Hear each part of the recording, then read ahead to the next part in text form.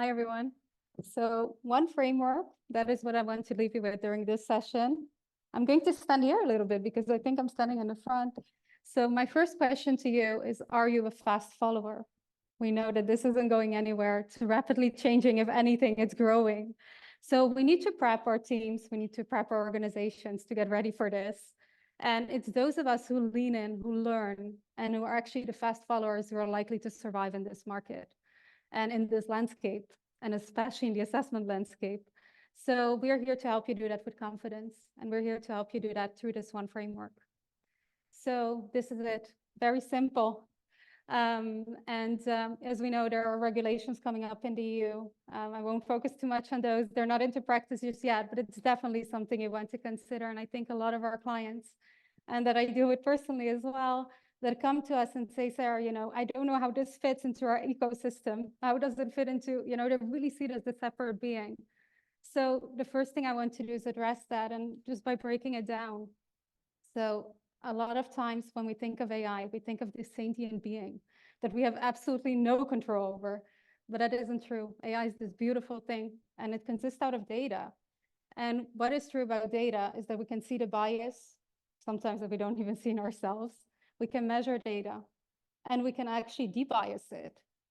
And one of the things that we do is we don't use human data, we don't use resume data, and we certainly don't use, sorry, I'm lost, human data, we don't use resume data, and we don't use third-party data. And this is where you quickly run into bias or are reinforcing your bias. What we do use is language data, the purest, cleanest data set that you can get. It's free from PII. And actually what it does is give you a direction.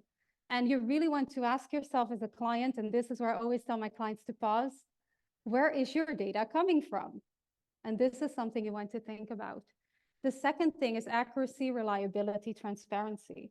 When we think about these concepts, it's really a question of, do you understand the nexus between what your AI is doing and what exactly you wanted to achieve? And this is something I always tell my clients to think about as well. And then explainability. It's the most simple thing you will see on this entire list. It's, can I explain it to my team? Can I explain it to my boss? We explain it to our internal stakeholders? And can we explain it possibly to the board of directors if they ask? And then we move into inclusivity and accessibility. And this is something I really want to focus on, because hiring inclusion is super important. And it starts with your hiring process, and it starts with your hiring technology. Now, when we are looking at hiring technology, it is very important to notice, because we recently researched and released data over 500,000 candidates using video. And we found an abandonment rate for women of 1.75 times the rate, meaning that we are already losing inclusion and diversity at the very first gate. And most likely, we're not even attracting the people who belong in our organization, because they identify as neurodiverse or as dyslexic, or for whatever reason, just don't feel comfortable doing video. And you're losing out on that data. You're losing out on people who might actually be a great fit into your organization. Is that ethical? Is that fair? So you want to make sure that your process and your candidate journey from the beginning are actually very inclusive and ethical and fair. And you want to have a team on that. And another thing is that we actually run retraining. That means that we are looking for the people in the company who are already very successful. And we take that data from the people who are very successful to actually train the system, meaning that we understand who is staying and who is going, so that you can invest in that. And that is where you see AI driving real impact. That is when you're seeing turnover dropping and the business, in sales and revenue streams going up. But we need a human in the loop. And the question is, who's that going to be? Is that your head of TA? Is that legal? And oftentimes we find this is a combination of both. So before I get too theoretical, because I can really appreciate that this might feel very theoretical, I want to run you through a few examples to make it more real. So let's say you're using video. Is it inclusive? Is it fair? Is it explainable? Because we all know when you're using video that this might happen. We know that attractive people tend to get the advantage. How can you explain that you hired this person, but you didn't hire me? How do you explain that to the business? Was it data-driven? I don't know. Is it inclusive? Is it fair? Is it explainable? Now, on top of that, you're going to use text. You're going to use my audio or my video to understand what I've been saying. Everybody here who's ever used audio or video knows that it's full of errors sometimes. I might have an accent. I don't know if you can hear it. I'm Dutch. I have a bit of an accent.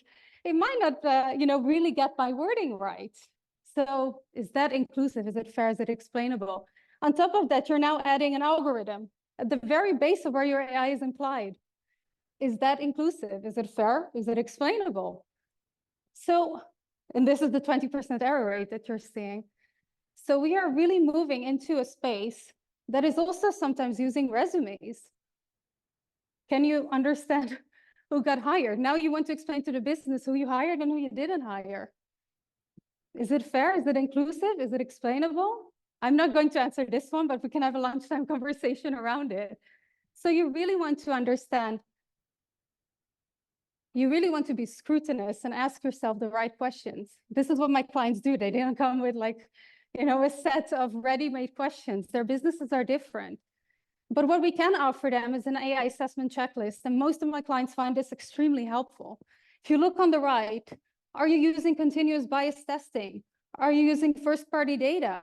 Do you have transparency on your data using model cards? And then on the right side, something you want to stay clear of, which is, are you holding on to candidate data indefinitely?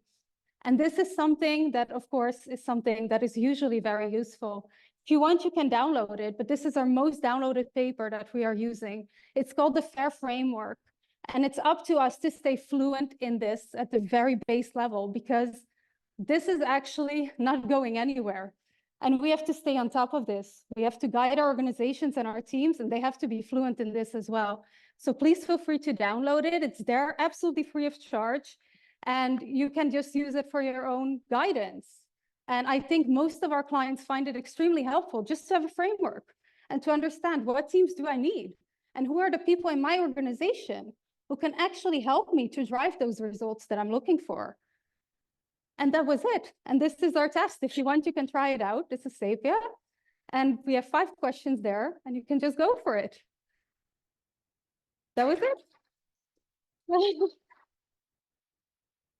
Thank you. Great job. Oh, now we accidentally switched forward.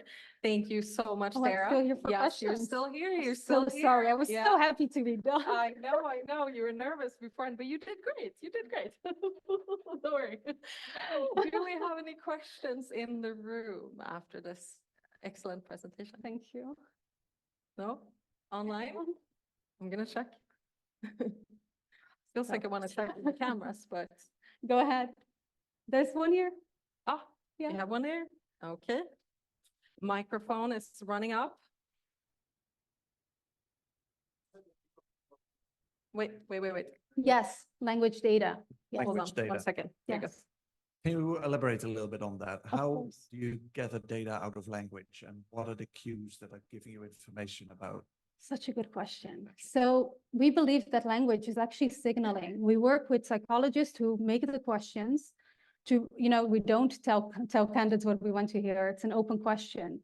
But we believe there's a lot of signal in data. It's really clear, it's really pure, it's really honest. And you can tell a lot when someone is talking to you, how their experience is, how are they, critically thinking, how confident are they, and how would they handle a stressful job? And if you really give a good job description, how are they responding to a certain situation that they have been in? How would they respond? And you can tell a lot from honest data from how we respond to those questions, especially difficult questions, by the way. And you look for those data skill sets in people who are already successful in the job. You often know if somebody's going to be successful or not, and who is likely to stay from a base of where people were already successful, and you can test that. So that is how we do it. No difficult questions. I won't answer them here on stage. No.